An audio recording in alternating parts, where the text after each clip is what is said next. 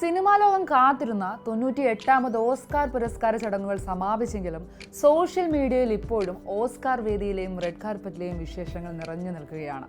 അവാർഡുകൾ ഏറ്റുവാങ്ങാൻ മാത്രമല്ല, തങ്ങളുടെ നിലപാടുകളും രാഷ്ട്രീയവും കൃത്യമായി രേഖപ്പെടുത്താനുള്ളൊരു വേദി കൂടിയായിട്ടാണ് പല താരങ്ങളും ഓസ്കാറിനെ കാണാറുള്ളത്. മിക്കപ്പോഴും അവർ ധരിച്ചു വരുന്ന കോസ്റ്റ്യൂംസിലൂടെയോ കയ്യിലുള്ള ആക്സസറീസിലൂടെയോ ഒക്കെ ആയിരിക്കും ഈ ഐക്യദാർഢ്യം പ്രകടിപ്പിക്കുന്നത്. ഇത്തവണയും മറിച്ചല്ല, റെഡ് കാർപ്പറ്റും ഓസ്കാർ വേദിയും ഒരു പൊളിറ്റിക്കൽ സ്റ്റേറ്റ്മെന്റ് കൂടിയായി മാറുകയായിരുന്നു. ഫാഷൻ എന്നത് വെറും ഡ്രസ്സിങ് മാത്രമല്ല, മറിച്ച് നമ്മുടെ നിലപാടുകൾ ലോകത്തിന് മുന്നിൽ പറയാനുള്ള ഒരു പ്ലാറ്റ്ഫോം കൂടെയാണെന്ന് പലരും തെളിയിച്ചു. കല കൊണ്ട് മറുപടി പറയുന്നതും വസ്ത്രത്തിലൂടെ അഭിപ്രായം രേഖപ്പെടുത്തുന്നതും അത്ര ചെറിയ കാര്യമല്ല. മുൻ വർഷങ്ങളിലെ ഓസ്കാർ വേദികളുമായി കമ്പയർ ചെയ്താൽ സാധാരണയായി ഉണ്ടാകാറുള്ള അത്രയും ശക്തമായ പൊളിറ്റിക്കൽ സ്റ്റേറ്റ്മെന്റ്സ് ഇത്തവണ കണ്ടില്ല എന്നൊരു വിമർശനം ഇതിനോടകം തന്നെ ഉയർന്നു കഴിഞ്ഞു.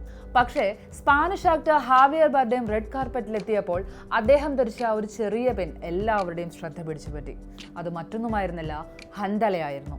ഫലസ്തീനിയൻ ജനതയുടെ അതിജീവനത്തിൻ്റെയും സ്വത്വത്തിൻ്റെയും ഏറ്റവും വലിയ അടയാളമാണ് ഈ കൊച്ചുബാലൻ.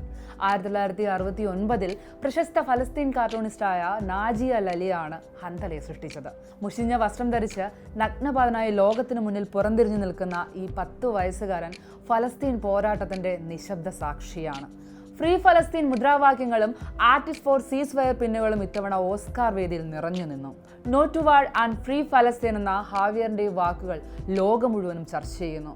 കല വെറും വിനോദമല്ലെന്നും അത് ലോകത്തെ നീതിക്ക് വേണ്ടിയുള്ള വലിയൊരു ശബ്ദമാണെന്നും ഈ ഓസ്കാർ രാത്രി നമ്മെ ഒരിക്കൽ കൂടി ഓർമ്മിപ്പിക്കുന്നു. ഇത്തവണത്തെ ഓസ്കാറിലെ സ്പോട്ട്ലൈറ്റ് ആയിരുന്നു സിന്നേഴ്സ്. റെക്കോർഡ് ബ്രേക്കിംഗ് നോമിനേഷൻസുമായി വന്ന സിന്നേഴ്സ് തന്നെയാണ് ഈ വട്ടത്തെ ഫാഷനിലും സോഷ്യൽ മീഡിയയിലും താരങ്ങൾ. സംവിധായകൻ റയാൻ കോഗ്ലർ തന്റെ കയ്യിലുള്ള ഓസ്കാർ ട്രോഫിയേക്കാൾ കൂടുതൽ ആളുകളെ കൊണ്ട് സംസാരിപ്പിച്ചത് അദ്ദേഹത്തിന്റെ ഹെയർ സ്റ്റൈൽ കൊണ്ടാണ്. മികച്ച ഒറിജിനൽ തിരക്കഥയ്ക്കുള്ള പുരസ്കാരം ഏറ്റുവാങ്ങാൻ അദ്ദേഹം എത്തിയപ്പോൾ കോഗ്ലറുടെ തലമുടിയിലെ ബ്രേഡ്സ് ആണ് എല്ലാവരെയും അമ്പരിപ്പിച്ചത്. അതൊരു സാധാരണ ഡിസൈൻ ആയിരുന്നില്ല, മറിച്ചൊരു ബ്ലൂസ് ഗിറ്റാർ ആയിരുന്നു. തന്റെ സിനിമയുടെ സംഗീത പശ്ചാത്തലമായ ഒരു കൾച്ചറിനെയും ചരിത്രത്തെയുമാണ് അദ്ദേഹം തന്റെ തലമുടിയിലൂടെ പോർട്രേ ചെയ്തത്. കോഗ്ലറുടെ സ്ഥിരം ഹെയർ സ്റ്റൈലിസ്റ്റായ ടൈസാന ബി ആണ് ഈ അത്ഭുതകരമായ വർക്കിന് പിന്നിൽ. ഒരു ഗിറ്റാറിന്റെ സ്ട്രിങ്ങുകളും ഷേപ്പും അത്രത്തോളം പെർഫെക്ഷനോട് കൂടെയാണ് അവർ ഒരുക്കിയിരിക്കുന്നത്. സത്യം പറഞ്ഞാൽ ഈ ഒരു ക്രിയേറ്റിവിറ്റിക്ക് ടൈസാനയ്ക്കും ഒരു ഓസ്കാർ നൽകാവുന്നതാണ്. കാരണം അത്ര കണ്ട് പെർഫെക്ഷൻ ഉണ്ട് ആ ഒരു ഹെയർ സ്റ്റൈലിന്. കോഗ്ലർ ഒരു ബോൾഡ് സ്റ്റേറ്റ്മെന്റ് നടത്തിയപ്പോൾ നടൻ ജാക്ക് കോണൽ സംഗതി കുറച്ചുകൂടെ ഇൻട്രസ്റ്റിംഗ് ആക്കി. റെഡ് കാർപ്പറ്റിൽ ചിരിച്ചുകൊണ്ട് നിന്ന ജാക്കിന്റെ പ്രോസ്തെറ്റിക് ഫങ്സ് കണ്ട് ആരാധകർ ശരിക്കും അമ്പരന്നു.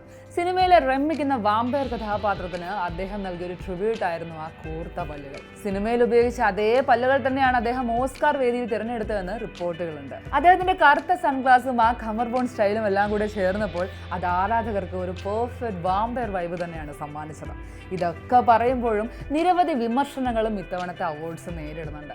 തിമോത്തിക്കെതിരായിട്ടുള്ള മീംസും ട്രോൾസൊക്കെ സോഷ്യൽ മീഡിയയിൽ ഇടം പിടിച്ചിട്ടുണ്ട്. പ്രിയങ്ക ചോപ്രയുടെ മൗനവും വലിയ വിവാദങ്ങൾക്കും വിമർശനങ്ങൾക്കും ഇടയാക്കിയിട്ടുണ്ട്. എല്ലാ തവണയും പോലുള്ള നാടകീയ രംഗങ്ങളൊന്നും തന്നെയും ഇത്തവണത്തെ ഓസ്കാറിൽ ഇല്ലെന്നുള്ളതും ആളുകൾ വിലയിരുത്തുന്നുണ്ട്.